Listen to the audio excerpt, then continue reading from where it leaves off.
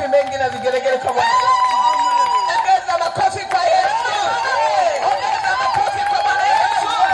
Ongeza makofi tena kwa Yesu. Haleluya. Haleluya.